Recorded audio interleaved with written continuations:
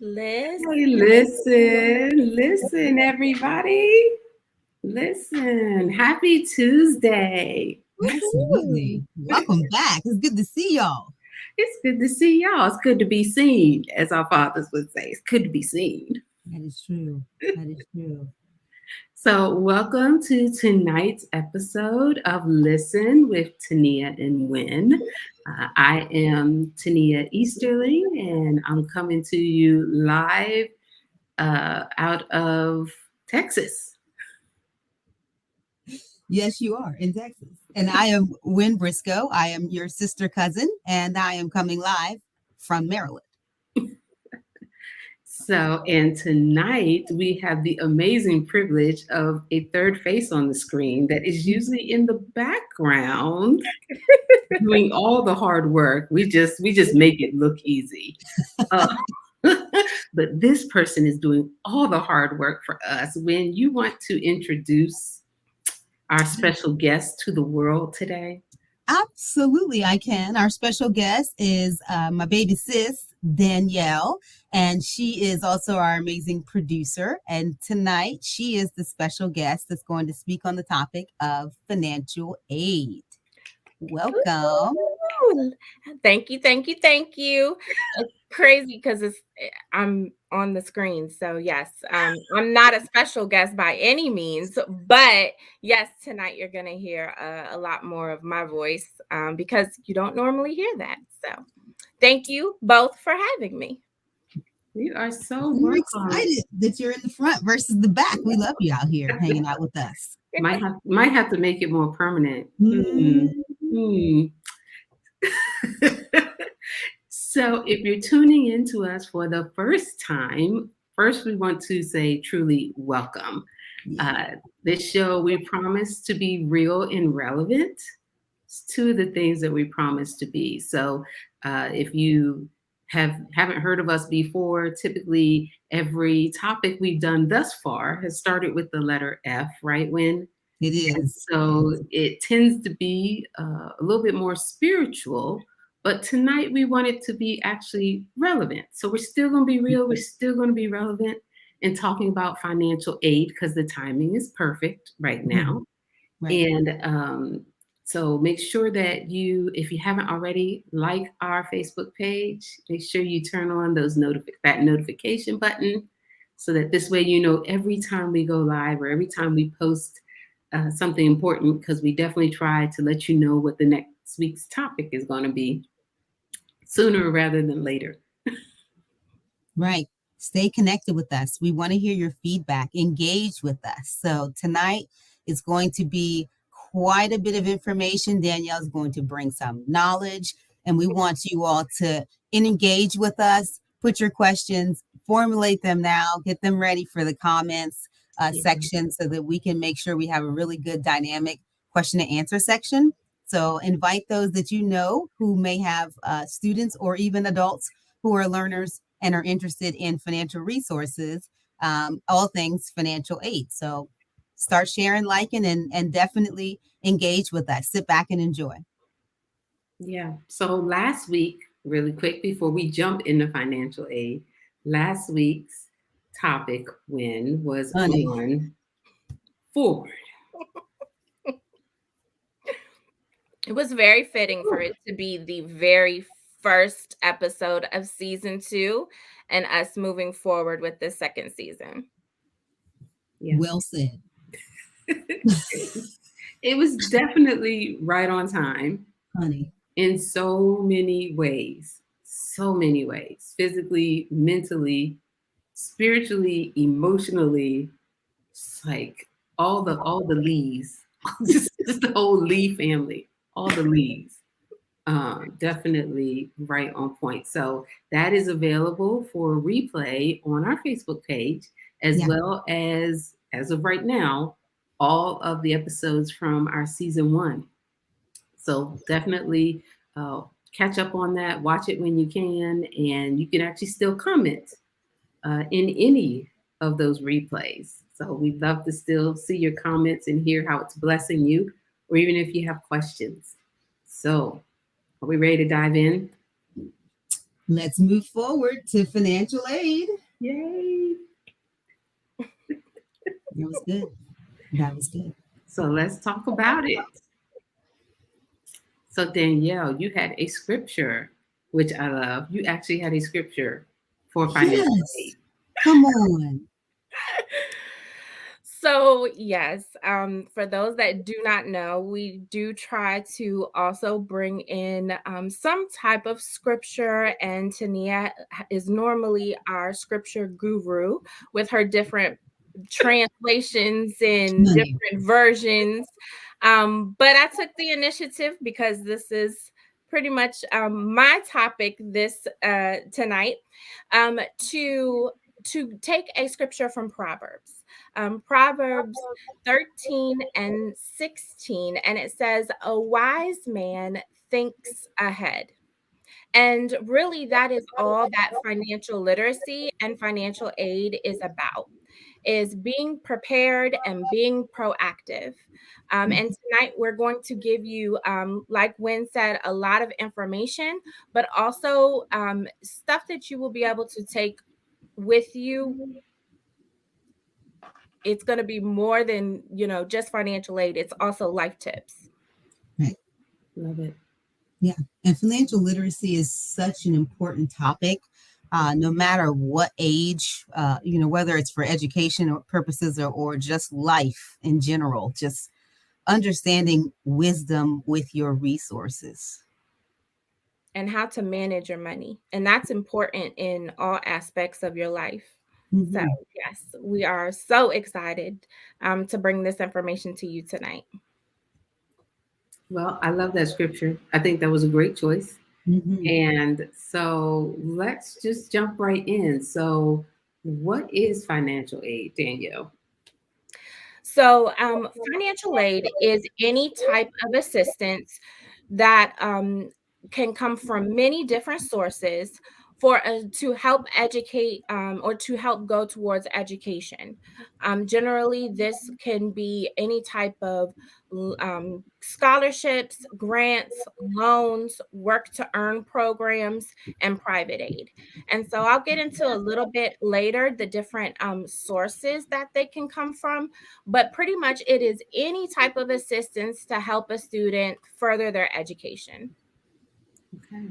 Okay. So, that's a great definition because it's a broad one. You're right. That's pretty broad. But I love that it covers everything. And this, would this be mostly at the federal level that you're going to be sharing about tonight? So there are many different resources on the federal side, on the state side, on the different state sides, per the different schools and institutions that students and parents are interested in for their, students to go to college, and also on the private sector too. So there is a lot of different information, and fitting what resources that apply to your family is the most important aspect of finding the money, because the money is out there. It's doing the work, being proactive, and having these resources to get the money. And I'm a prime example. So in my undergrad, I went to Bowie State University. Shout out to my school, HBCU. We are the second oldest HBCU, and in the state of Maryland. And I only took out one federal student loan my entire undergrad, and Wow. everything else was paid by scholarships, grants, or working and work to earn programs like work study. So Yes. the resources are out there, and I'm a living testament of it. So good. So, Mhm. so before we even jump into all of that, because you just said a whole lot, and we know we're going to jump in. So before you even jump into that, so why don't you talk to us about some of the assumptions and myths that are out there about Mhm. financial aid? Because I think so many people have come up with some of their own beliefs. Most definitely. There are generally three that I talk about. And being the financial aid coordinator at Bowie State University in the Office of Financial Aid, I've worked in higher education in financial aid for over 11 years. And so in that time, I've seen a lot. I've heard a lot. Still currently in financial aid, and I know the different regulations that change every year. Things change every year. So the three top assumptions, the first one is that parents generally assume, or the assumption is on the parents, that they have to pay for the student's education and to go to college. Believe it or not, Wow. that is the number one assumption. Hmm. And that is not the case. It is just as much of the student's responsibility. Their name is going to be on that degree. It's true. Their name, they're going to be the one going to classes. So they have just as much of a responsibility to help their parent or to help with deadlines, keeping them Yeah. on track.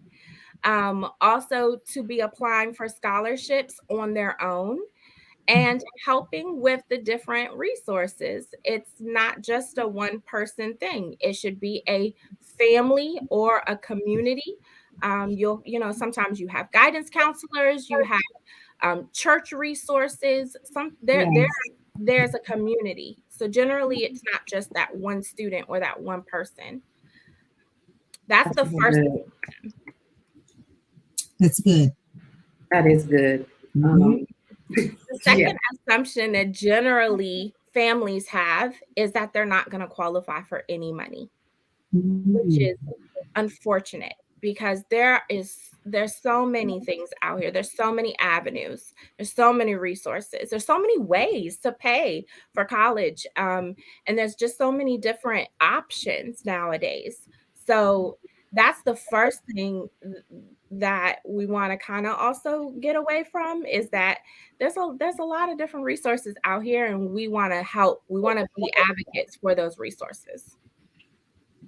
That's good, because I actually do hear that so many times with talking with parents of, Right. well, we make too much, so we probably wouldn't qualify. And it's like, okay, well, who told you you made too much? Right. If you didn't submit the application and be formally told you made too much. Yeah.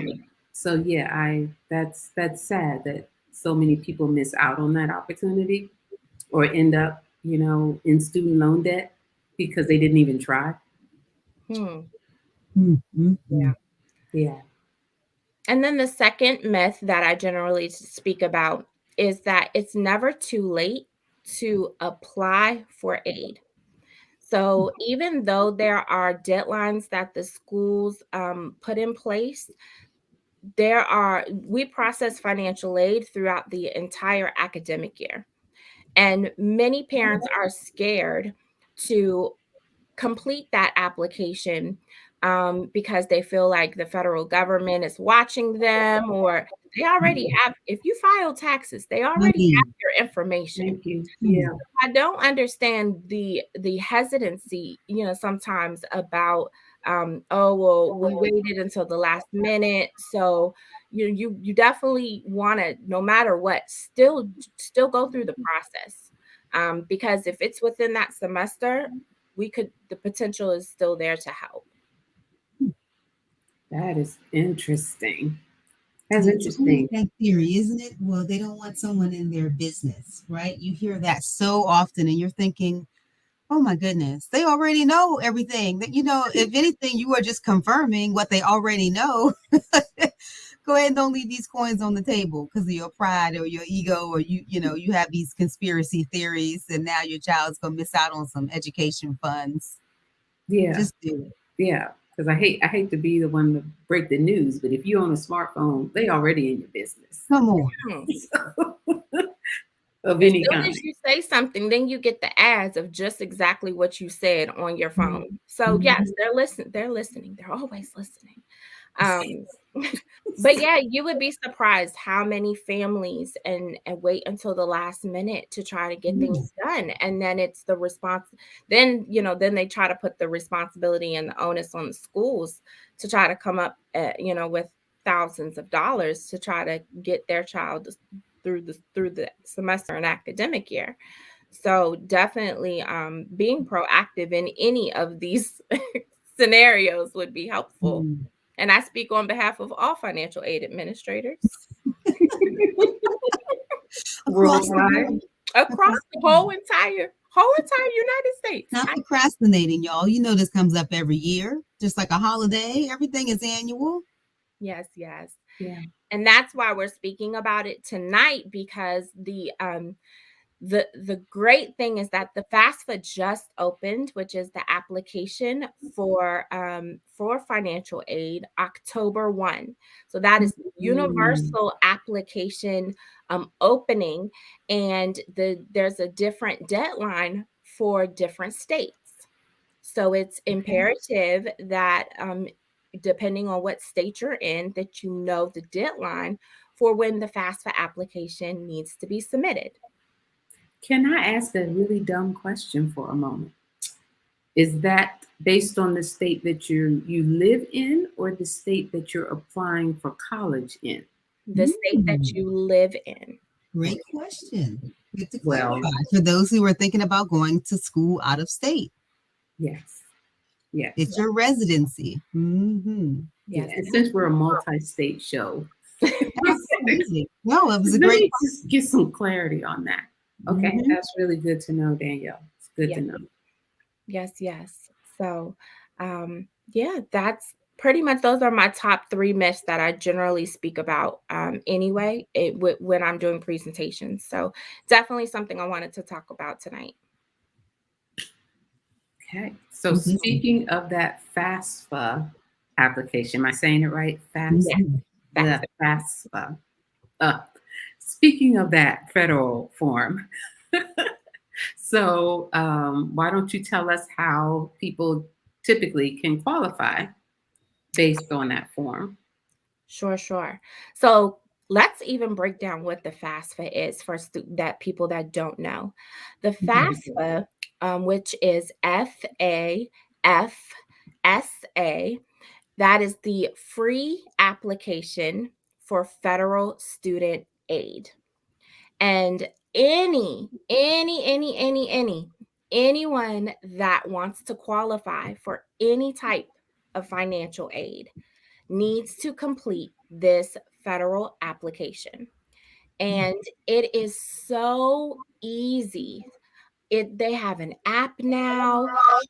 They have a virtual assistant named Aiden that can help while you're doing the application if you have any questions.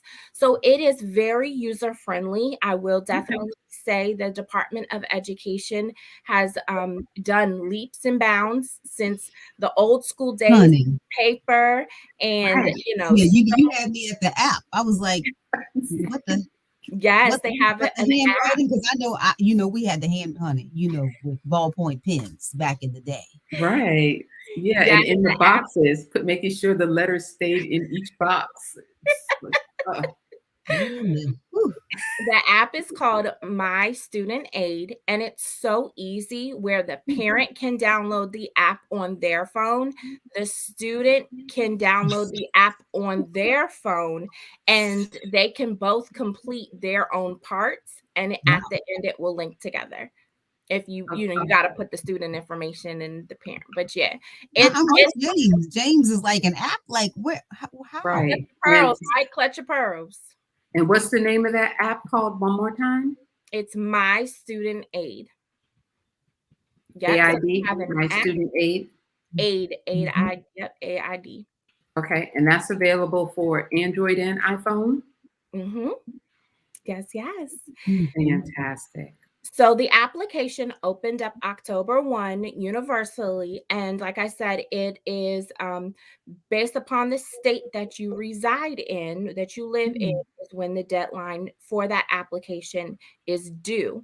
Okay. Now, the very first acronym of that FAFSA is that is free. Please, please, to all of our listeners, make sure that you do not pay anyone That is to true. complete this application. There are, especially with the pandemic and all these, scammers out here. Even if, believe it or not, if you used to Google FAFSA, the first thing that would come up wasn't the federal government site, which is FAFSA, excuse me, my studentaid.gov is where you can go if you don't want to do the app to actually do the online application is studentaid.gov. And if you're not going to that site, you're in the wrong location unless you're doing it on the app. So please do not pay anyone to do a free application for you and your family. Man. Yeah, we're posting all this good info in the comments, everybody. So this way, in case you're driving or just not able to write these notes down, of course, this will be available on replay, but we're also putting everything in the comments as well. Yes. That's good. That's good to know, because you're right. There's so many things that I'm sure since COVID are going to pop up first. Right. Mm-hmm. And then we're all about you keeping your coins and your money because, we know you have things to do with that. So why pay if you don't have to? Yeah. We're not in that business. Not to lose no coins. No, not today. This is awesome. So generally, when a family does a FAFSA application, they can put up to 10 different schools to receive that one first application. So even if you and your student want to apply to more than 10 different schools, it's okay. But the first application and every other application will only allow you to send it to 10 different schools. Okay. And what happens if you have more than 10? Do you have to then fill out a second FAFSA application? Yes. So once your 10 schools receive the FAFSA transaction, you can go back and make a correction and take off the schools that you don't want and add additional ones and submit another application. But you don't want to do that too quickly because you want to make sure that your first top 10 schools get and receive and process that FAFSA first. Okay. And is this done before or after you actually apply to those 10 schools? That is a great question. So for my students and my parents, I normally tell them that you need to be doing them simultaneously because most of the schools' application processes are also around this same time frame, opening up.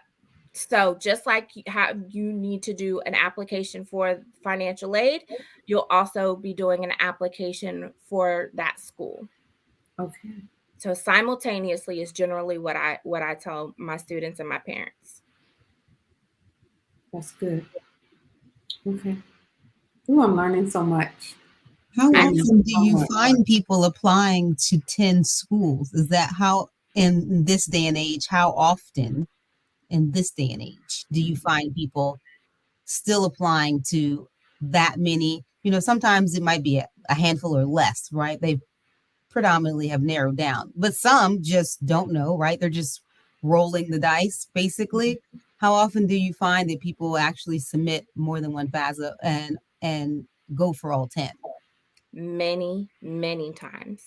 So on a school level, we normally get multiple transactions, so multiple FAFSAs. So let's say, Tania, if you were doing one for UN and Madison, and you decide that you're going to apply to 10, and then you're going to take those 10 off and then maybe put on a few more, not necessarily a whole new 10, but maybe switch out maybe the top 5, but you don't take off the other 5. We're still going to get that updated transaction too.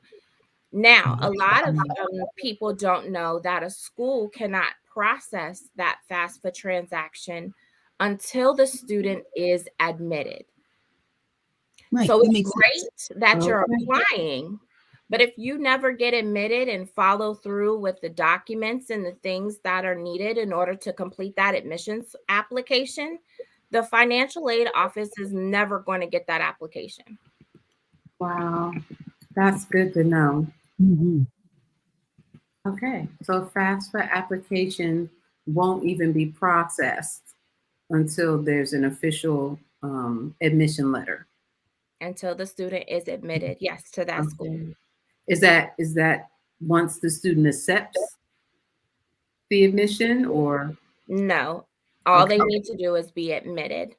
And then that way it links, because without the student being admitted, or a degree seeking student is what the federal government calls it, they won't be eligible for aid.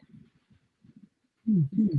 They must be enrolled in a degree seeking program, which is going to either be a bachelor's, an associate's, a master's, or even there are some,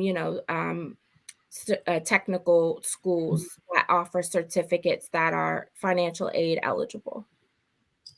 Yeah, that's really important for people to understand that now the the 4-year degree is now not always something that employers are looking for. They want more targeted education. So make sure that if you're looking at technical schools or certifications or certificates, you know that those things are still eligible as well, and you're not having to spend excess money and years on something that's not going to be beneficial for the career choice that you're the path you're on.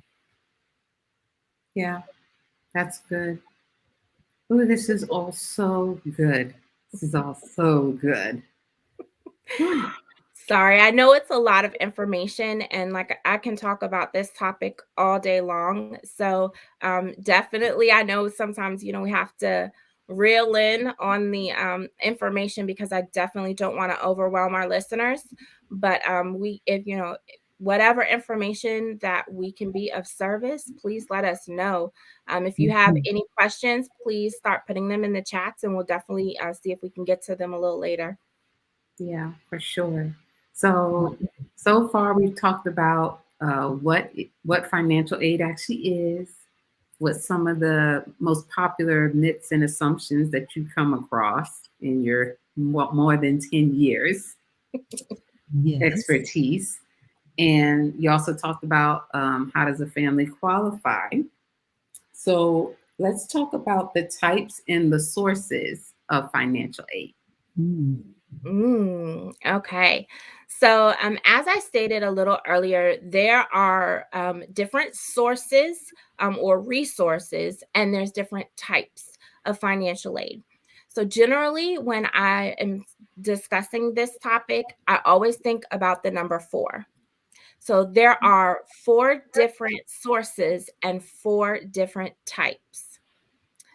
There's generally also four different types of scholarships too. So let's stick with the theme of four. So Okay. Okay. there are four different types of financial aid. The types of financial aid are scholarships, grants, loans, and work to earn programs. Hmm. So let's break down each one. Scholarships are free money. Woo, we love scholarships. Mhm. But generally, they have different criteria that have to be met by the student in order for them to A, get that scholarship, Okay. and generally B, to keep that scholarship. So it could be on a GPA based, where they have Hmm. to maintain a certain GPA for them to get it the following year. It may have a certain amount of credits that they have to keep and then maintain. So there could be a lot of different criterias, and it is the responsibility of the student, not the parent, to know what those criterias are, because Okay. if they could be in jeopardy of losing their scholarship if they don't do X, Y, and Z, and that's their responsibility. Right. Yeah. Hmm. And accountability. It's teaching accountability. Right. Yeah. That's Right. really good.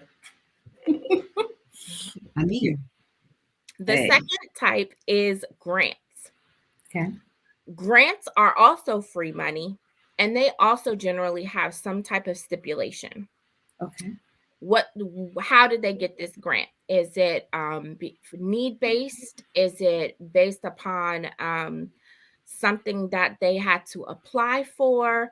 So there's different criterias also with grants. Once again, free money, but those are also going to have a different set of variables and or criteria. Okay. We like grants too. Yes, they're a blessing. Yes. Mm-hmm. That third type of financial aid is loans. Okay. Dun, dun, dun. He said, you get the one fat tear. Really? But 'Cause I'm thinking the emoji with just the eyes, just the eyes, just like gone. Like, we're in full cry mode. We're in ugly cry mode. Okay, sorry, Danielle. however, loans aren't always that bad. So I say that for two reasons. So yes, loans are funds that you have to pay back. Yes.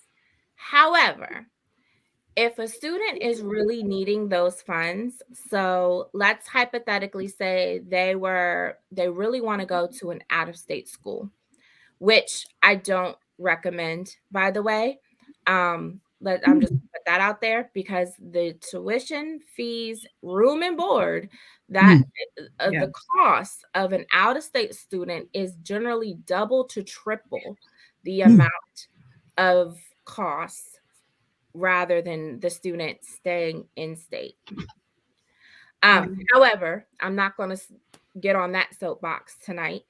But loans generally have to be paid back. So if that is something that is generally needed for that student to go to college or to further their education, it's not always a bad thing.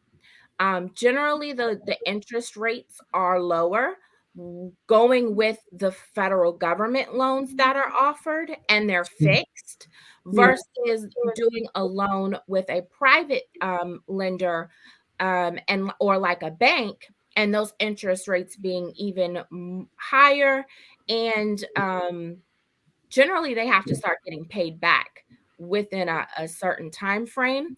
With the federal loans, you don't have to start paying them back until after the student graduates, for 6 months after the student graduates, or if they stop out or drop below a part-time status, do those loans start to go into repayment. So there is a little bit of leeway as well for a student if they're going to use federal loans. And that is generally the better option. Okay. It's good to know. And so then there's the work to learn program. Work to earn, yes. Oh, work to earn. I apologize. Work to No, earn. you're fine.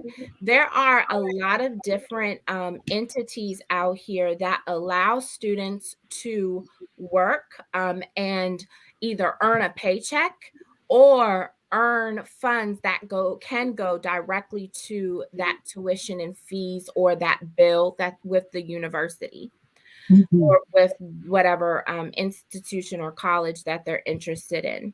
And that's not just on the federal side. So there is a federal work study program, but there are also other entities such as AmeriCorps where you can donate your time and do community service and get funds. There are different like some of them are military waivers that will pay for 50% or more of the tuition and fees, veterans, GI Bill. So there's a lot of different things if you're putting in work elsewhere and outside that you could reap the benefits. Many jobs end up pay for some tuition remissions now, and assist with school. So that's also important to ask your employers, hey, if I need to take a class or, if I'm taking these classes and I can benefit from them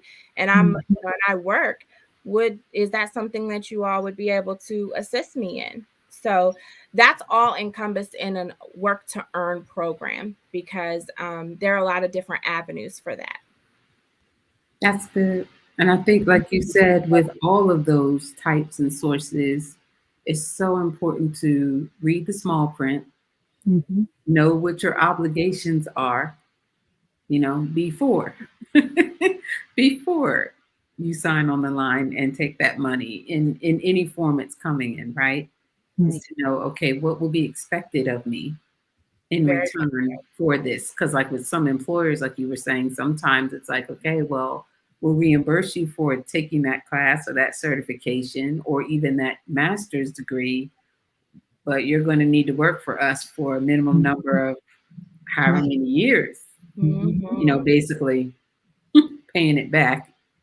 But everything has obligations, stipulations. So I agree with you. It's really important to know all the details. Yes, yes. And because some of those are contingent on, additional funding for up and coming years. Know that the FAFSA application is not a one-time thing. You have to do it every year that you're seeking financial aid. Same thing. If you're not adhering to these stipulations, then why would a organization consider you the following year if you're not keeping, your grades up or doing well in school, which is really the student's main concern. So know that a lot of things are predicated on those criteria and stipulations in fine print It's good. Mhm. That was a great point. and deadline. So, yes. So, in talking about conversations and knowing Mhm.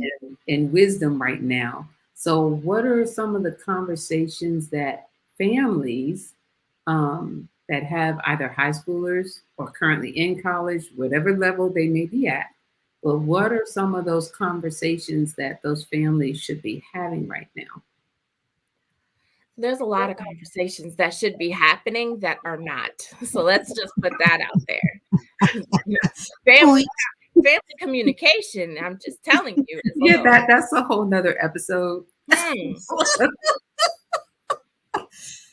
Financial aid. We're gonna stick a pin in that. Come back to that. However, Mhm. financial aid related, the first thing I would say is the conversation needs to start out early. This isn't a conversation that should be starting out the student's freshman or sophomore year, especially for high schoolers who are going to be coming into college next fall, so fall 2022. This is the 22 through 2023 FAFSA application that they should be completing. And it's going to be based upon the 2020 tax information. So we need to be having a conversation to say, okay, what is our timeline and what do we need in order to accomplish this timeline and this goal? So we need to get our tax information straight so that we are able to do the FAFSA. So if you haven't filed the taxes or whatnot, Mhm. there is still time, but know that the federal government is going to be on it if you haven't. They're definitely going to start, asking those questions. And the conversation also needs to happen with the parent and the student in terms of what is realistic. Yeah. It's great that you want to go to a 50, 60, $70,000 school a year. But does your finances, eh, Mm. I mean, is that realistic? Is Wow. it realistic to go out of state and all of those costs versus some in-state schools? I know when and you went to Maryland, you didn't have a traditional route. Um, so the conversation also needs to happen if it's maybe going to a community college first Mhm. and then transitioning into maybe a 4 year. So there's a lot of different types of schools. There's a Yeah. lot of different costs to school it's not just the direct cost of the tuition and the fees and possibly housing, room and board. There's indirect costs of transportation and food and Mm. laundry. And fun, honey. Fun cost. Yes. I Yes. can remember Tania being down the street and I was like, Tania, can I just come over and do some laundry? Come And on. I mean, she cooked me a good meal, so I got a good meal out of it too. And laundry? I mean, a And meal and laundry. laundry. It was Of amazing. course. Of course. But having that was important, even though I was hours away from home.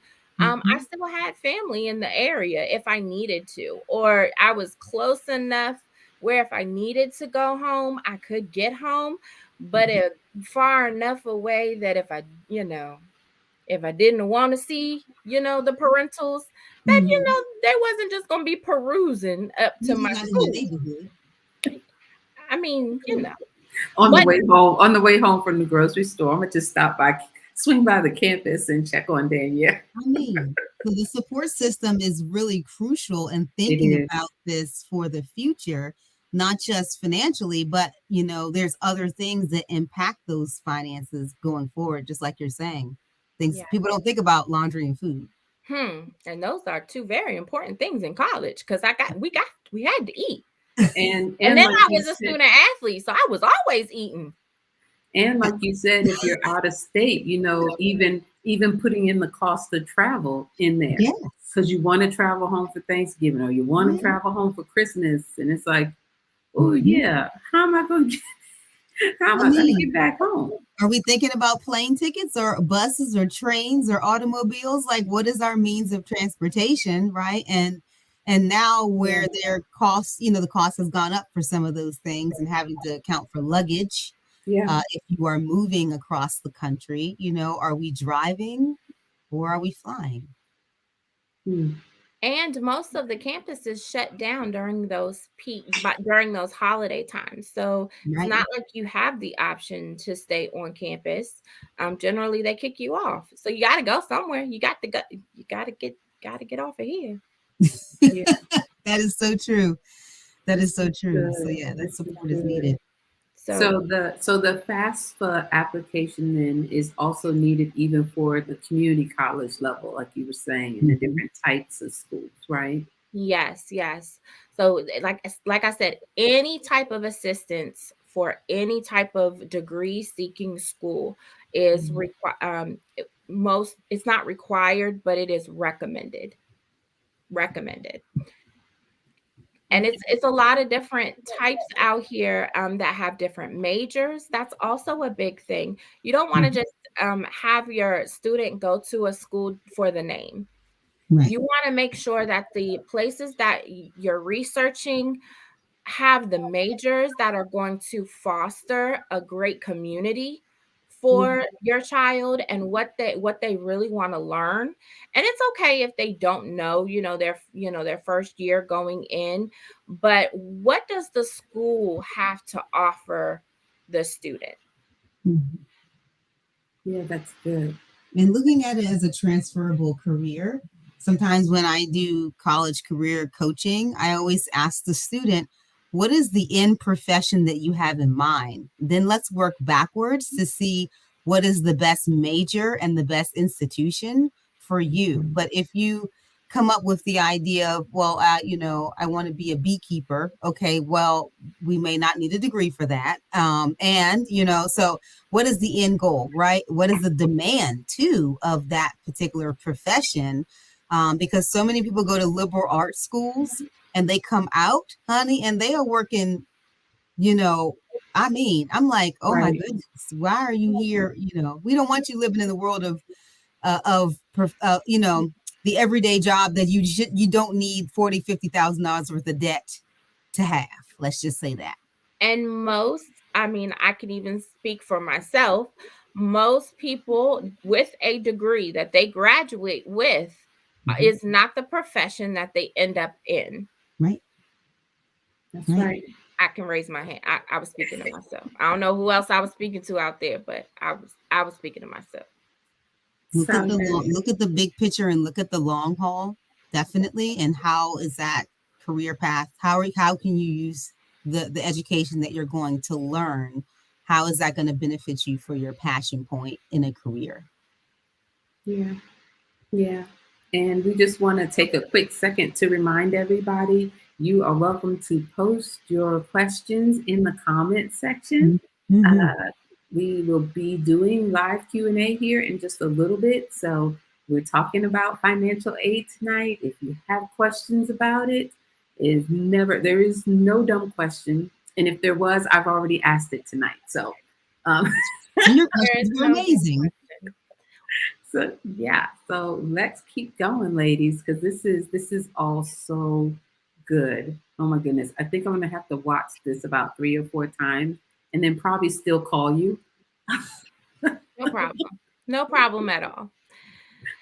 Yeah, definitely something else I wanted to add in terms of conversations, and it's not necessarily a conversation per se, but I would definitely recommend families putting together an actual timeline, whether it's something you're writing out or whether it's something you're typing on the computer, because every school has its own deadlines. Mm. Missing deadlines is going to hurt it's the number one thing that hinders our students from qualifying for free money, Mm, not adhering to the deadlines. And so generally these deadlines are around the same time every year. So if we, okay. just like a student, if they go to, because they're going to go to class, they Yeah. get a syllabus. That syllabus is an outline of everything that is going to be talked about, the tasks and the assignments that are going to be due. Same thing I would recommend to our families is to get a syllabus of all of the things that need to be done so that you can cross them off, so that you can, know what those deadlines are and stay on top of things. Because you don't want to miss out on free money. There are thousands, millions of students applying for the same aid that everyone is applying for. And once those pots are gone, they're gone. And so you could have missed out on thousands of dollars, thousands, literally thousands. Just to give you a quick scenario, Yeah.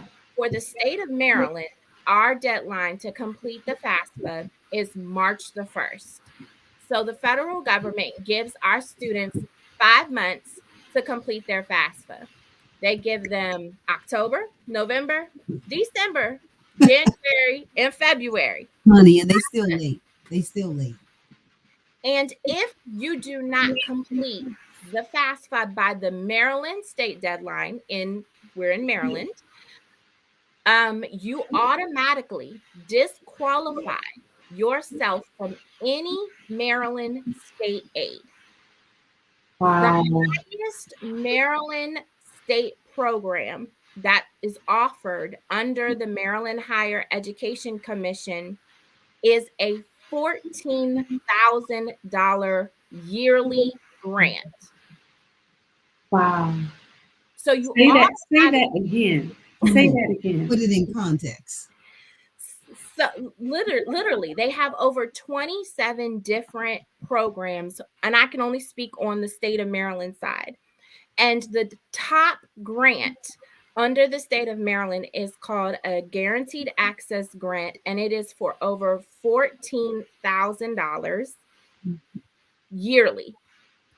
So if you don't even submit your application by the Maryland state deadline, you automatically disqualify yourself for any type of state aid.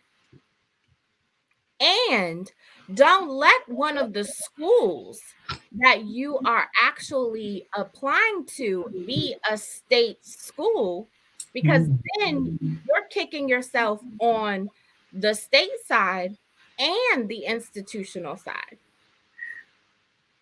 Wow. Okay. So Don't pay to procrastinate, procrastination, honey. There you go. procrastination is no one's friend We when it just said it comes at to the that. same time. It don't pay to procrastinate. Hmm. Well, we just posted in the comments, y'all, Mm.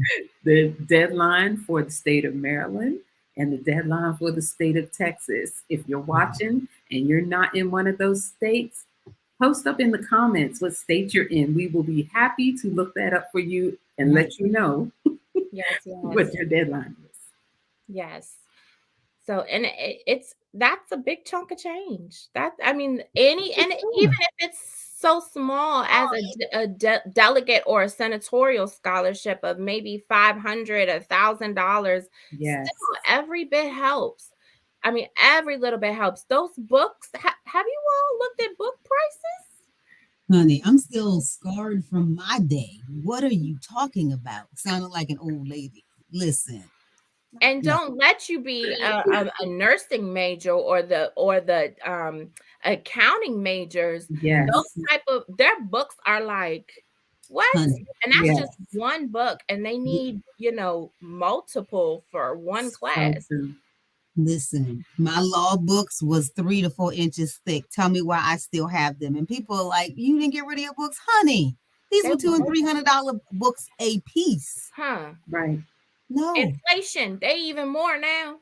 listen, listen. I'm hanging on to these things until they dry rot. Don't ask me. I paid for them. Okay, I paid for them cash with coin. Don't ask me about these books. Okay, So if you yeah. pay three, I four had hundred dollars for a book, then you can talk to me about it. But other than that, a book. I had a workaround on my books, which we'll talk about in a little bit here. We'll talk about what my workaround was on the books. I mean, the internet. There's a lot of things on the That internet. was not her workaround back then. Not back then. Thank you for dating me. Yeah, not back. Back then. Oh my goodness. So, okay, so let's talk about on the procrastination, right? Just the financial literacy. Mm, Mm. that's just in general. Yeah. Okay, so do we even know what financial literacy is? Let's define it first. I think that would be a great idea. So financial literacy is any type of assistance to help manage your money. And that can be broken down with savings, budgeting, um any type of, retirement programs. It just knowing how to manage your money and any resources to help you do that. Okay. That's a great definition. So broad, but it's so on point. And it covers a lot of different areas. And it's very important if we need to learn how to manage our money now, because it affects us in every area of our life, not just school. And yes, we're talking about financial aid, and we're talking about different programs that are offered, like, savings plans and things that can be done now that can help a student. Yeah. But just literacy in general, and this isn't always taught in the schools anymore. So how do we expect, if it's not passed down on the family side, we can't necessarily expect our incoming students to know how to manage money. So there are a lot of different resources, but it's always our goal to try to help educate, because that's the first thing that we can do, is to educate. And to know that the students that I remember some of those in the dorms where they would get their financial aid checks, right? And they would be out thinking they live in high on the hog. And me, I'm like, somebody's grandmother at that age still, old sage wisdom, like, I know you shopping and eating with that, but you do know you got to pay that back. Like it wasn't a grant Right. that was deposited into your account, honey. That was aid, and aid has an interest rate, albeit it might have been 2 or 3%. Irregardless, it still had a payback. So be mindful. Do you even need to spend it? Right? So things of that nature, Danielle. I think people need to understand that it's not the lottery ticket that you might think it is, and as a student, sometimes, honey, they be like, "Oh, we going out, you know to turn up when it came in." And so talk about that a little bit, because I don't think people really mention that side of it. And I think that there's no discipline, especially if they've not had access to any type of funds of that caliber before. And so they don't know how to be studious and disciplined and to save or to not spend, unnecessarily. Very much so. The number one thing we hear is, "Where's my refund check?" Mhm. And first of all, most financial aid offices don't even process refund checks. There's that. Um, Mm. but then secondly, most students don't have the basic knowledge that you don't want to borrow more than what you need. Like you said, it is okay, what's the newest pair of Jordans, or I need to get a new weave, or all of the different things that are going on. I got to pay for my rent and my bills. But financial aid is to go to educational expenses. That Right. is the purpose, not to pay for your mama's, mortgage. Now, especially if we are out here, and you'd be surprised, even the parents sometimes are living off of these student refunds, and the student going to school and taking out these absurd amount of parent plus loans that are generally offered to families of dependent students. And there is a credit based loan, and they'll take out these loans and use the refunds as well to live off of, um, with higher interest rates that have to be paid back, that are in the parent's name, and once again living Wow. off of refunds. um that's not what the intent is. That's not what the federal government is offering those funds for. Right. So it is a financial literacy is very important. You don't necessarily need to borrow more than what is needed, and that's how we get into these situations. There's that. So good. This is so good. This is a great, long overdue conversation tonight. Because you're going to have to pay it back, honey. You know what I mean? And if it's not a scholarship and if it's not a grant, so there's no need to put yourself in future debt. You got plenty of opportunities to do that outside of college. You don't need to Truly. do it while you're in college. And if you don't pay it back, it affects your credit. It Yes. affects future, you want to go to buy a house and, Mhm. buy other things. They look at Mhm. that. They look at your student loan, how many loans you've taken out, and the amounts, and your debt to income ratio. And all of Mhm. those things shows up on your credit reports.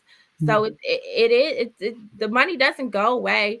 Yes, right now that the federal government has kind of waived, repayment for, since we've, been in the pandemic. But as of February, it doesn't matter what your status is. All Ooh. loans are going in back into repayment in February of 2022. So you could think that you put it off for as long as you can, but best believe they are coming, and they are coming quickly. Listen. When they made the shift and counted student loan debt towards your debt to income ratio, because that had not always been. And when they made that shift, the amount of grown folk that was all about the tears, okay, people having emotional breakdowns. I remember being a realtor and people, who were in the process of buying a home, and at that point, there was no need to factor their student loan debt. And then when that transition happened, and now we got to go back and run the credit, and now we've got to add the student loan debt in as another debt line for you. That's it. It's a wrap. It's a wrap, right? And so you're taking it to your grave. People don't understand that that's one loan that you can't typically expunge out in your bankruptcies. And so you're That's correct. carrying this with you. So before you start this process, Be mindful that you're committed to it unto death. Okay. Like that's how serious this thing is. Unto death. And It's yeah. are student loans transferable upon death? Do we You know mean to that? your heir? Or to the estate? No, it dies with you. Mhm. Okay. All Yeah, right. thankfully it doesn't go to your heirs. they Or haven't not gotten to that yet. just yet. Not Not yet. yet. Hey, Not that yet. I was gonna say the amount of loan debt that Yeah. I mean, the maximum that generally they can take out is generally over 100K. If you are in a master's or doctoral program, the federal government will allow a student to take up to $138,500 out. Mm-hmm. That's on the higher degree programs. And that doesn't include graduate plus loans as well. But we've seen, I mean, 200,000, 300,000 in loan debt. You're never going to be able to pay. There's no job ever that is going to pay that off. No, you're just riding it out, right? Like you're literally paying on this until you leave this earth in most cases. The doctors and the lawyers, those that need the advanced degrees in Yeah. order for them to practice, they know going in, okay, well, this two, three, $400,000 worth of debt, this is a couple houses depending on where you live in the country. Right. You're gonna ride this out. This is your educational commitment to obtain the career path that you're going in. And it's a little unfortunate, to be honest with you, in this country, of the cost of education for those career paths, and how we've gotten to this place where it's about the dollar and not about the student and the education. Yeah. Yeah. So, to all our listeners, whether you're blessed to be able to catch this wealth of information live, or even if you're watching it later on replay and you have questions for Danielle, we are taking those questions live. So be sure to just type them in the comments. We will see them. And we'll try to get your questions answered tonight. So we just wanted to put that out there that there's still time to get your questions in while we're still on the show and still live right now. So you had talked about, Danielle, earlier, senatorial Mhm. Mhm. scholarships. Yes. So will you please talk about that a little bit more? Because I think that is very unknown. Very, I very think I think that is under kept the radar. Yes. extremely. Mhm. So every delegate and okay, so let's back up. Every state has their own type of state aid.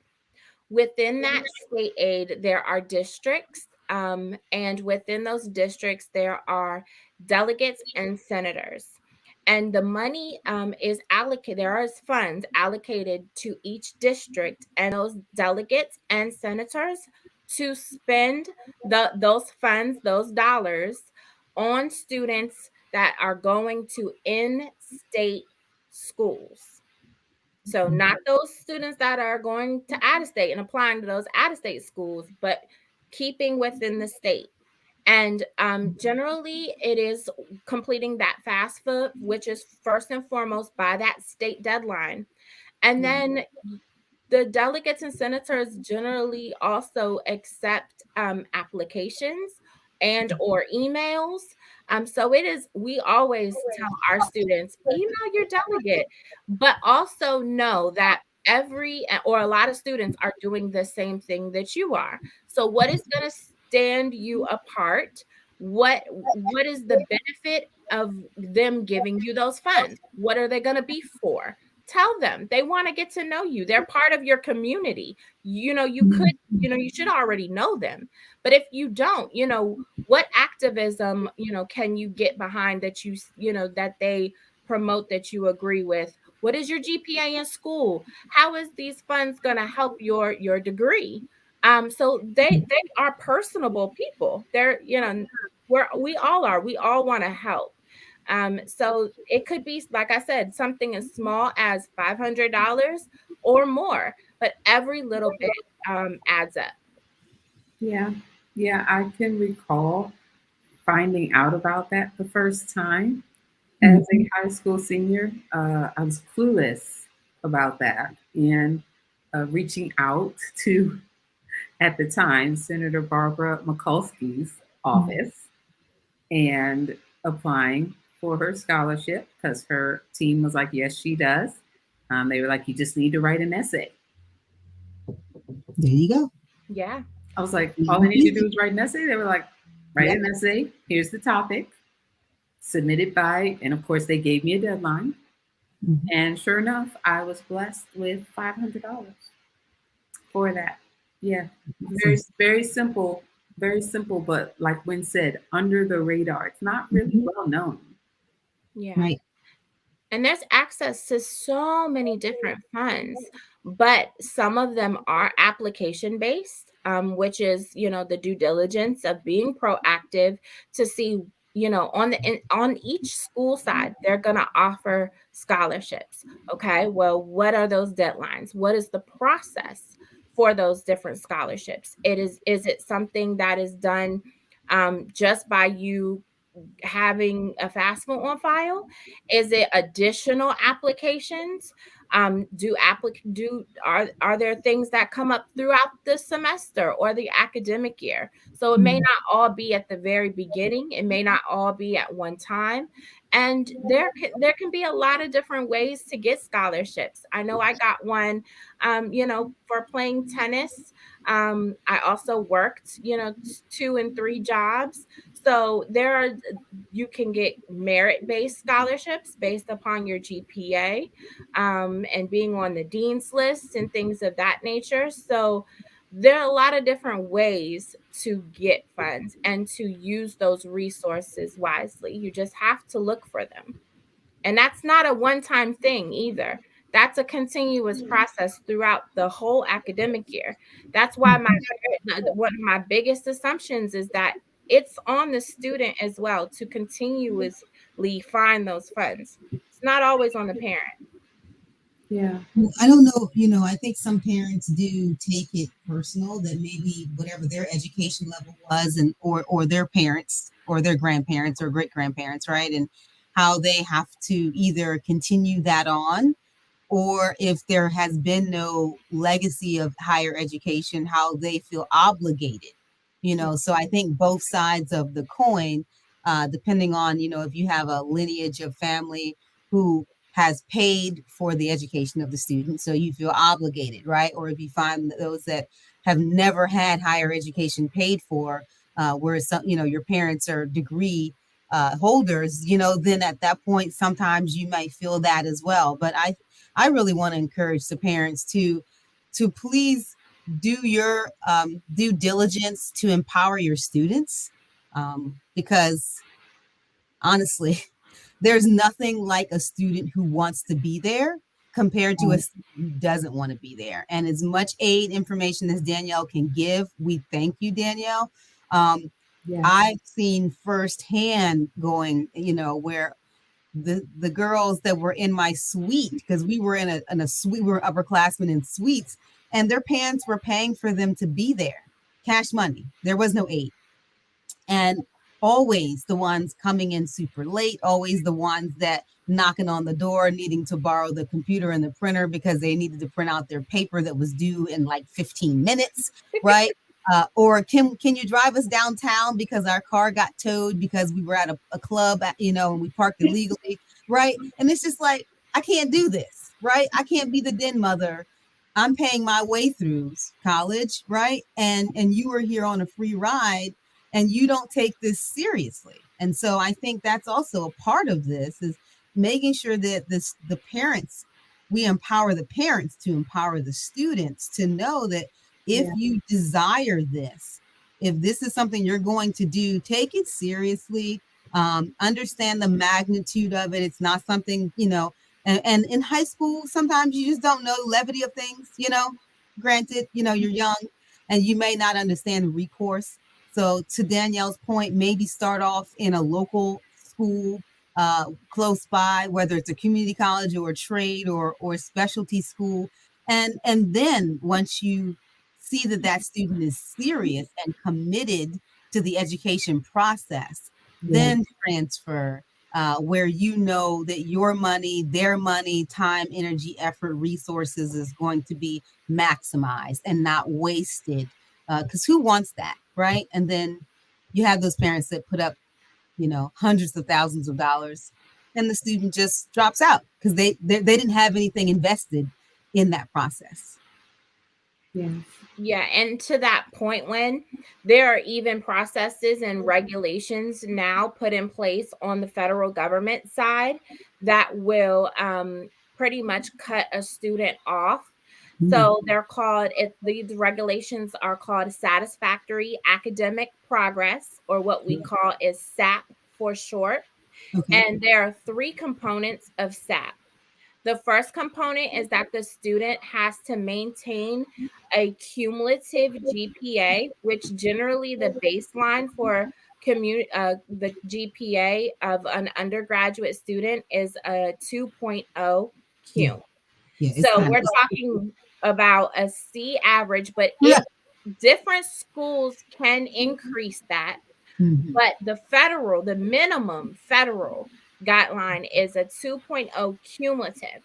And so we're not just talking about one semester. We're talking about their whole duration Right. while they're in school and receiving financial aid. So that's just the first stipulation. The second component is a qualitative component that states that the student, in order to keep getting financial aid, that they have to have a passing rate of all attempted credits of at least a 67%. So let's just like break that down a little bit. So let's say there's like a piece of pie, a pie, and we break that into four, because the student is taking 4 classes, which is a full-time status generally of 12 credit hours, which is bare minimum. If the federal government is saying that they have to complete at least 67% of that pie, if they fail, withdraw, or get it incomplete of 2 of those 4 classes, they are automatically going to be hindering themselves from getting financial aid. So the federal government says over their whole duration, they have to pass 67% of all attempted credits of all classes that they sign up for. And the last component is maximum time frame. So the federal government gives them a certain time frame to get their degree, or else they're going to cut you off. I mean, honey, you can't be a forever student anymore. I mean, there's times when I'm just like, adulting is overrated. I really just want to go back to campus. I mean, I just have those moments. Yes, but there's different degrees for those things. But the same degree, nah, they not having that. They cutting you off. But can I just say, is it just me, or are those first two stipulations really low? High school. Like a 2.0? High school. That's the average.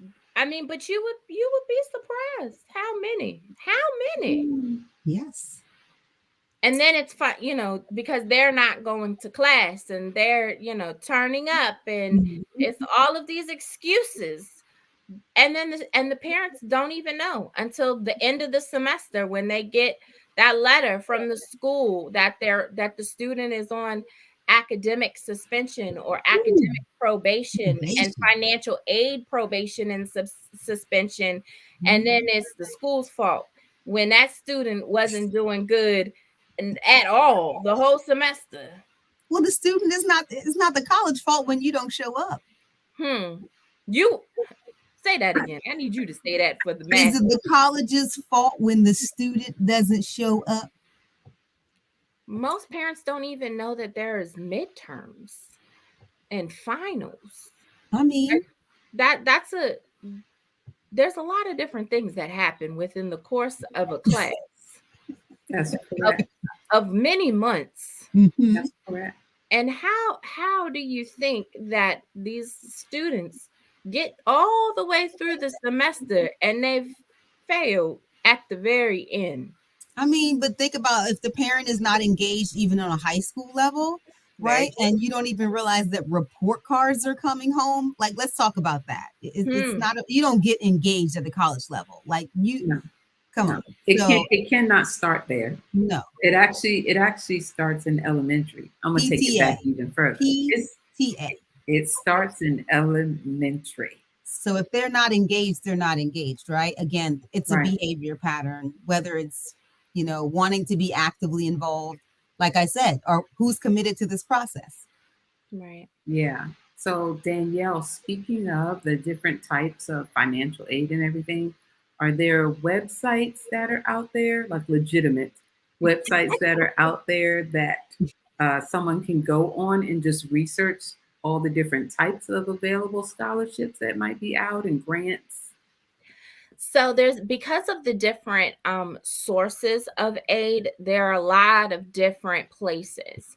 Okay. So if we were to talk about scholarships, some of the um, biggest search engines for generic scholarships are going to be your Scholly, .gov, uh, your FastWeb.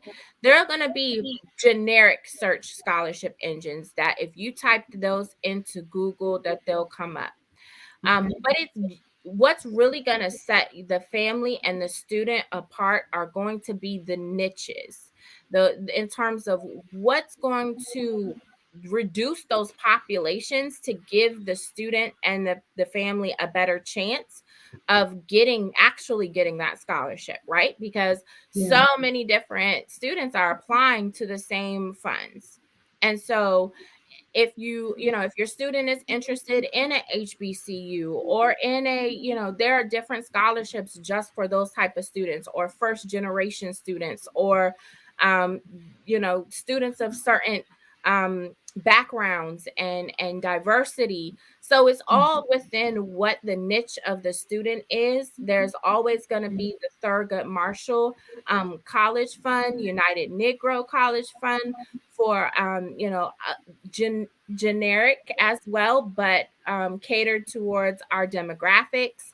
It's just so many different resources. So I would say try to narrow it down to what you're really honing in on to give you a better chance of getting the funds to cut down on the population. That's Yeah, less great. competition, the better when you make it more specific. Right. Yeah, very true. That's really good. That's good info. So we do have time tonight, a little bit of time left to take questions live. So you can post them in the comments. We are happy to ask those questions on your behalf to Danielle. She is here, and if you haven't already noticed, a wealth of information. So No, we let's just love helping people. I feel like all three of us in our different, just walks of life, we all love just helping Mhm. people, giving, resources and information that the God has blessed us to have. So why not use our platform, right? Absolutely. yeah, There's nothing like being a vessel, honey. Share it. yeah.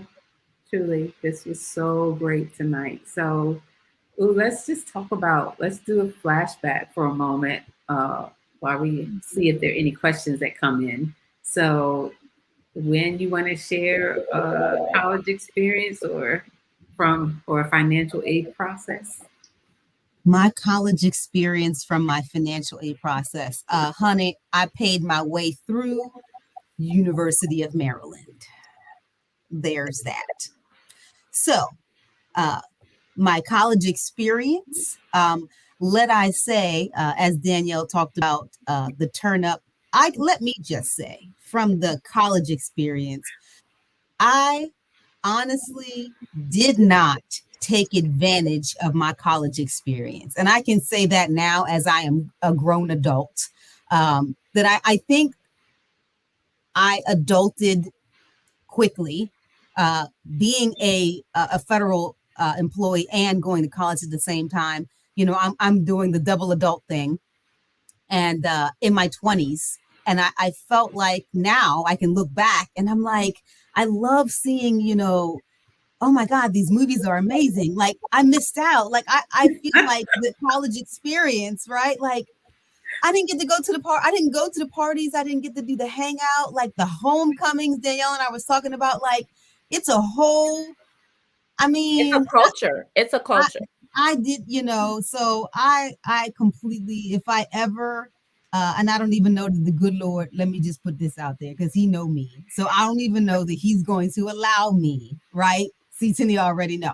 I don't even know that he's going to You're allow coming me. with me. You're coming with me to the next one. This girl was trying to get me to homecoming and God shut it right on. He was like, right here, right? Because we already know since you haven't had this outrageous experience that you're going to end up in the level of turn up and we're in that season. Yeah. So that's my college experience is that to those students, enjoy it when you are in college. Yeah. Don't get crazy and excessive, but do understand that that's the time because when you graduate, you start your career, you become a seasoned professional. You can't be out here turning up at other people's homecoming. It just don't look good. Okay, so you just want to be mindful that have that experience. Be wise with your funds, and as to both of your points, paying your way through school. I took out one loan and paid that off. That was for my senior year at University of Maryland, and the rest of the time I worked. And honey, you know they had what's called the bursar's office. I don't know if y'all know what the bursar's office is out there in virtual land, but it's a place where there's a human being sitting behind a glass window that takes actual coins. They take actual currency. And so I went, honey, on a monthly basis, and I would deposit my actual paycheck to the bursar's office. And I paid my way. When I say I paid my way through college, I paid my way through college. So I'm grateful to be able to say that was my financial aid experience. I was too busy paying my way and learning that I didn't get to turn up, and I have some regrets. I miss it. That's because you were already old by the time you got to college. I mean, right? You were already old. I was trying to live my best life, and you were trying to be old. And I was like, what is happening? I'm older than you. What is happening? Right. And you know, I'm the grandma of the two of us, right? And she's older than me, and I'm like ready to settle down, and you know, and she's like, come on, let's turn it up. And I'm like, you know, but I got to study, and I got work in the morning as this GS career, right? And she's like, yeah, I miss it, but don't you worry about it. I'm gonna be like Auntie Maxine. I'm gonna reclaim my time. One of these days, God. I'm gonna reclaim my time. Danielle, I'm gonna call you. I've been trying to call you. Oh my God, honey, we're gonna reclaim it. So there you go. So, what's your experiences? So even though I did get accepted to a 4-year university, I chose to start out at the community college route to stay close to home. And so I was blessed with my first year being fully paid for by scholarships and grants. Huge. I had zero out of pocket my first year. And made sure I stayed on the dean's list. So, like Danielle said, so that I could keep applying for those scholarships and grants that were being rewarded for those at certain academic levels. Yeah. And then by the time my second year started, at the start of my second year, I was like, you know what? I've gotten acclimated to campus life and college life. I got myself in a routine for work.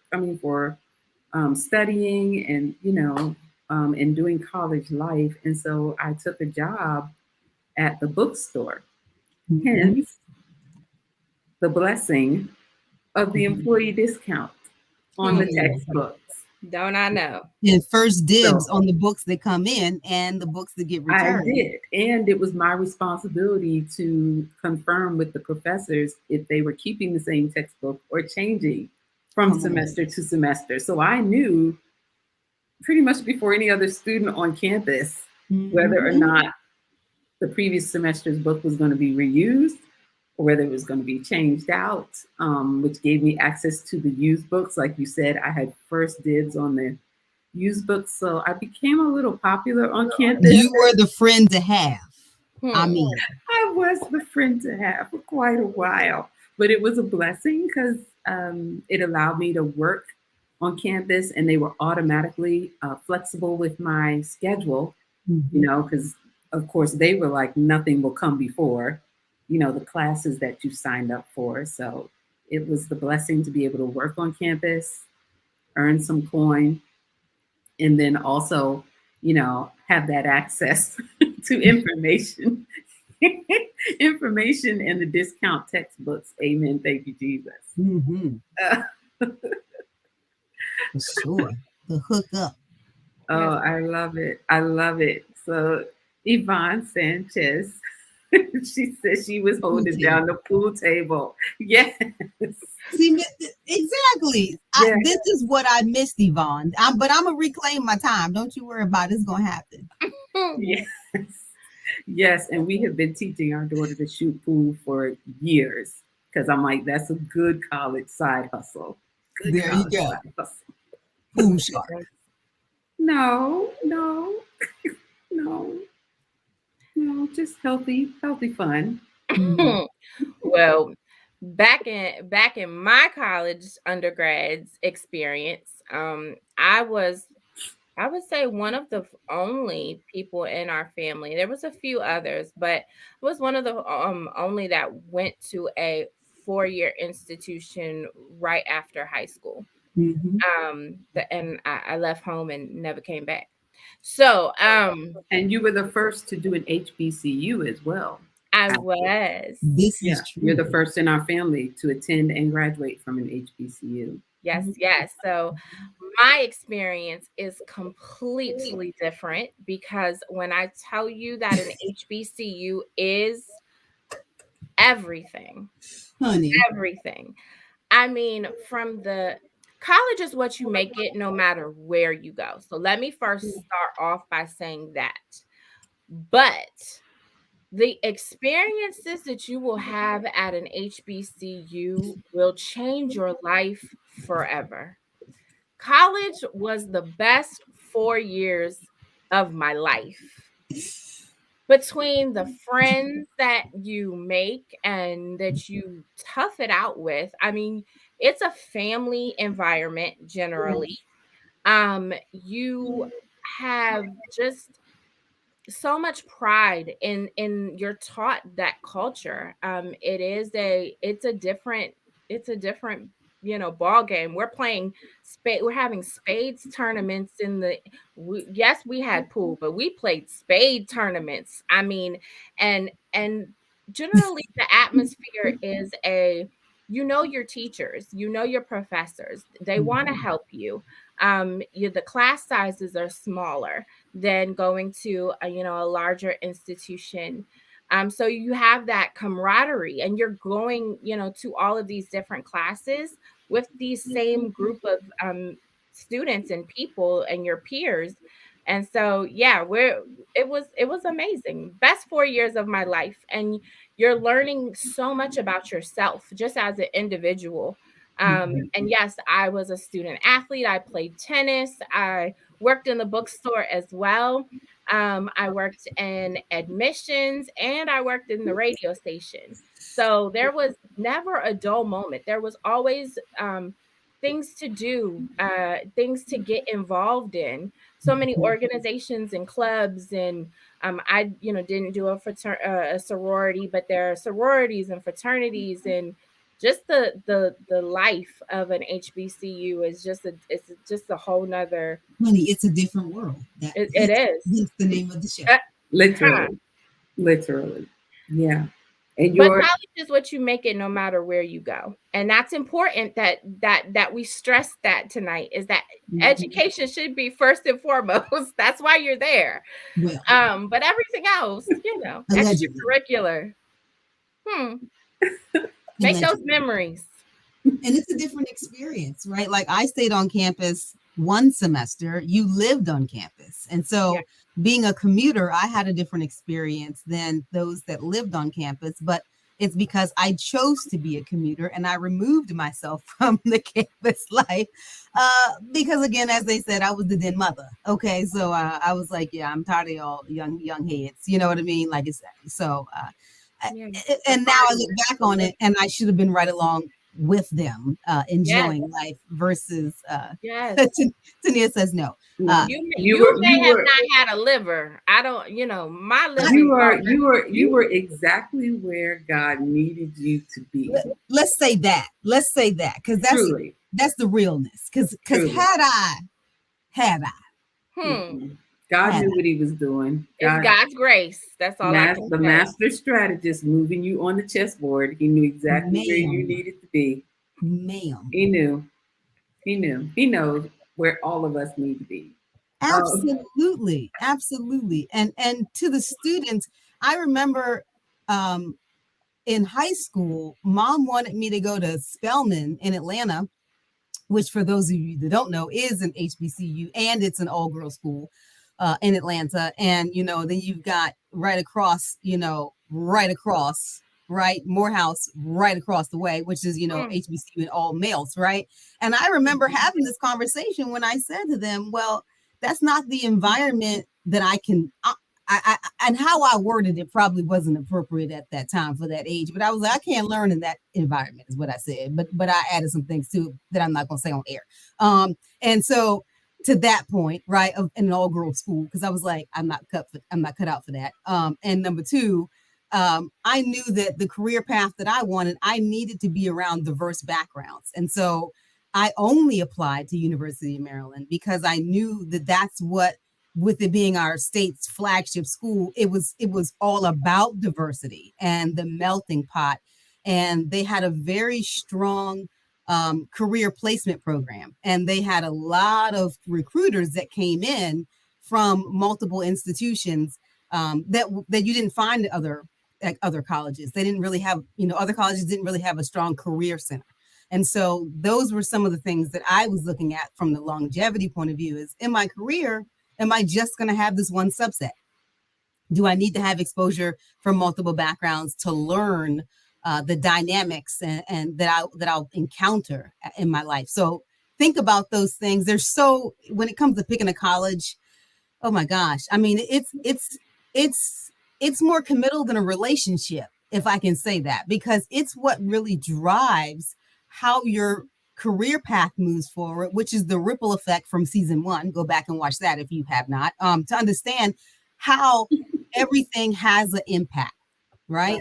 And what you choose to do and how it gets you to a certain place. And it may be a great fun school or it may be a great local school, but is it going to get you to where your ultimate goal is, or should I say God's will for your life, if I can say that, all day long.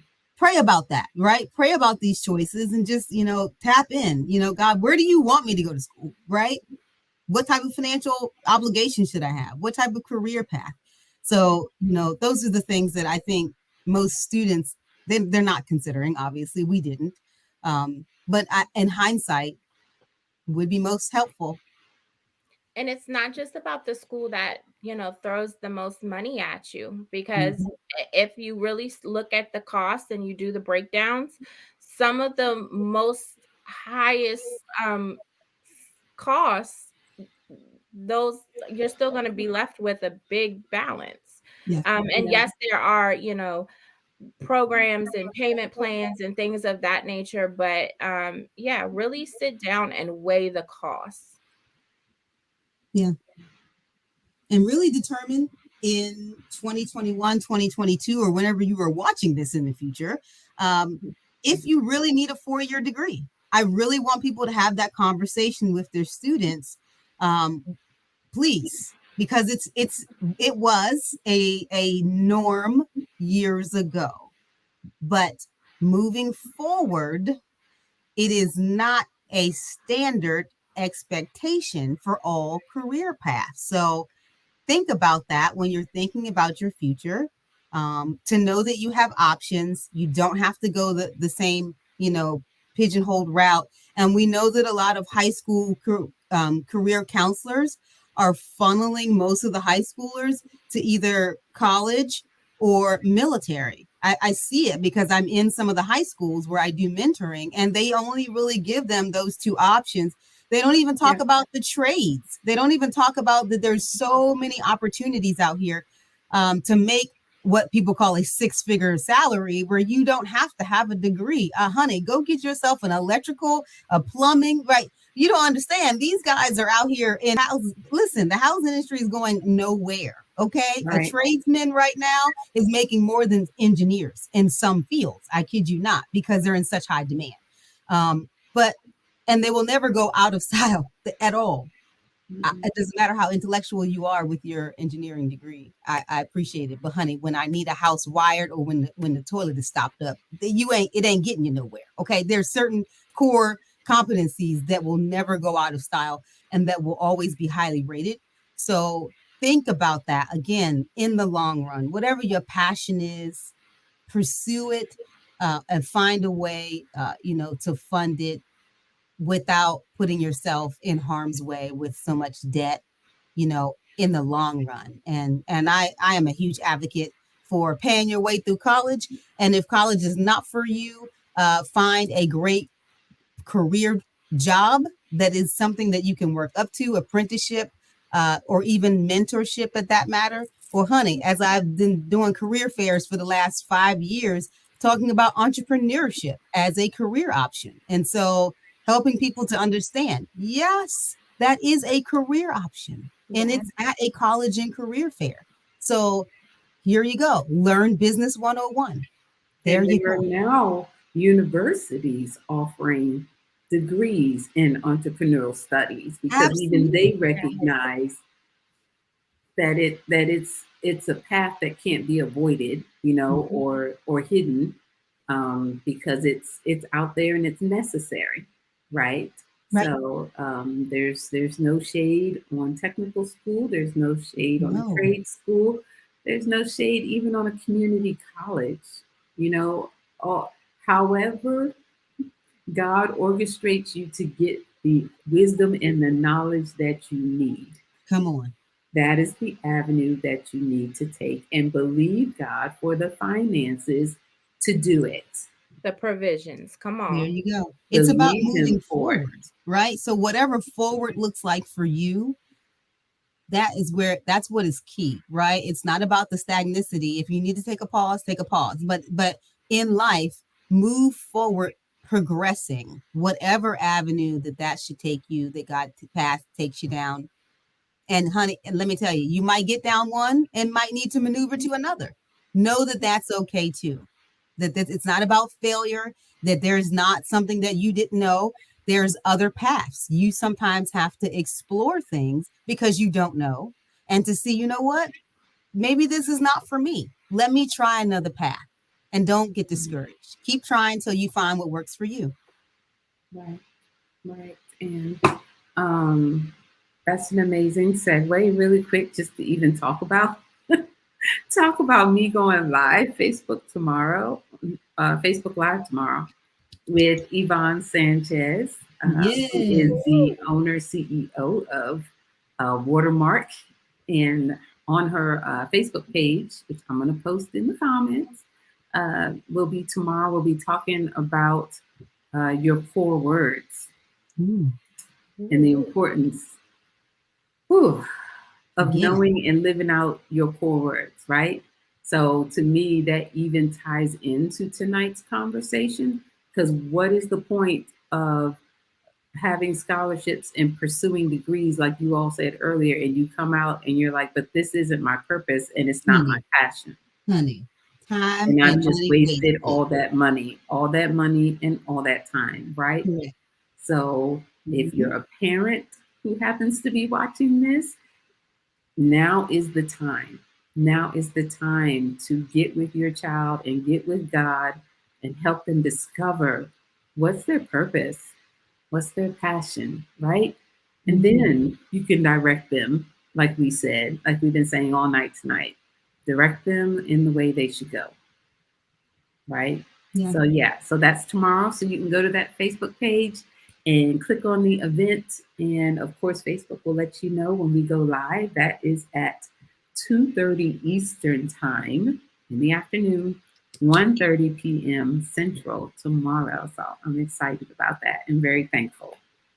Very thankful. So, Excited, Mama Sanchez. yeah. It was amazing in season 1 on our episode. So if you haven't gone back and reviewed that episode, definitely check that out. Yeah, That was on foundations. foundation. Yes. Yes.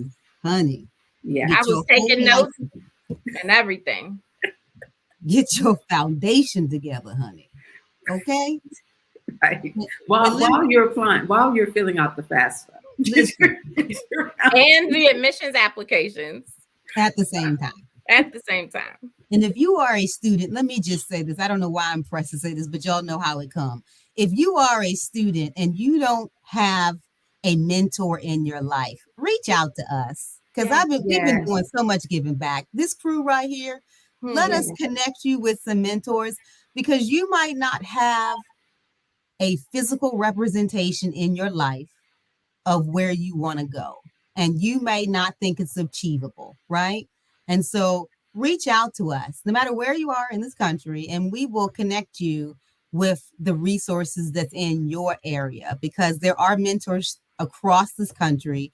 And very often students are prohibited by seeing what is around them, and they might be in a place where they don't see achievement. If I can just say that. Okay. Yeah, They don't see a forward, right? And so how do they feel that they can be forward if they don't have a living example of forward around them? Okay. And whatever that looks like, again, for them. So, for the parents who might not be supportive of those students because they hadn't gotten to their place in their lives, again, go back and watch Foundations, please. And don't be dream crushing on these babies. Just because you didn't do it in your life doesn't mean it can't be done. Okay. So please, by all means, whoever needed that, I don't know where that came from, but nothing is happenstance that comes out of my mouth on this show. So please know, if you need to connect to get some empowerment for where you are in your life, connect with us so that we can get you tied into a mentor. Yeah. Yeah, truly. Whew.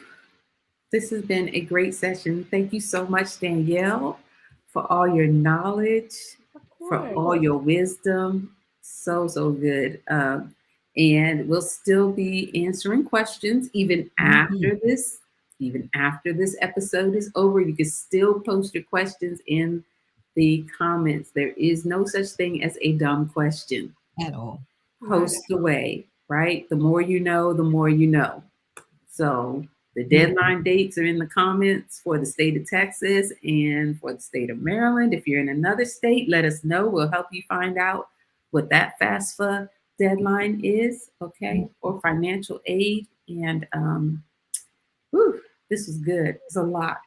I'm going back and watching again. And if there are any other topics that we didn't cover tonight, and someone really may want, additional resources or additional help or questions with, let us know. Please also put that in the comments or the chat. And if this was helpful at all, because that's the whole goal of this, is that we want to uplift you. We want to always be real and relevant. There's that. So we hope we were real and relevant enough for everyone tonight. Next week's topic. So we don't celebrate Halloween on this show.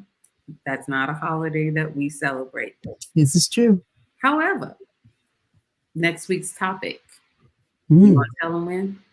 Fearful versus fearless. Honey.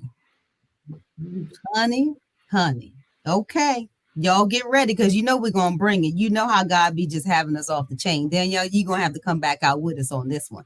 We want to talk about, are you fearful or are you fearless? And Right. not just you, but your little circle too. Because you know, fear spreads just like a virus. Yes, yes. So join us next week. Make sure you got your notifications turned on. Mhm. Share this conversation tonight. So you may not be privileged to have a college student, or maybe your kids are grown and out of college, but you know someone that has high schoolers, even dare I say, eighth Middle, grade, like yeah, like middle just school. coming out of middle school, about to hit high school, or Mhm. you may be privileged and blessed to know some seniors or some juniors. Share it, please. Share this so that the knowledge can be spread, the truth can be spread, Right. right? And they can also reach out to us with any questions. We want to get this information tonight in the hands of as many people, parents and students included, Mhm. as possible. So this has been awesome, y'all. Yeah. Great conversation, ladies, for sure. Very informational. So I'm hoping that it bless the right people that it needs to get to. And Mhm. yeah, this is great. Okay. Thank you, So, listeners. all right, listeners, until next week, this has been amazing. Keep Take care. listening. We'll Bye. see you tomorrow. Yvonne Sanchez, Facebook Live. We'll see you tomorrow, 2:30 and Yay. 1:30. Keep listening.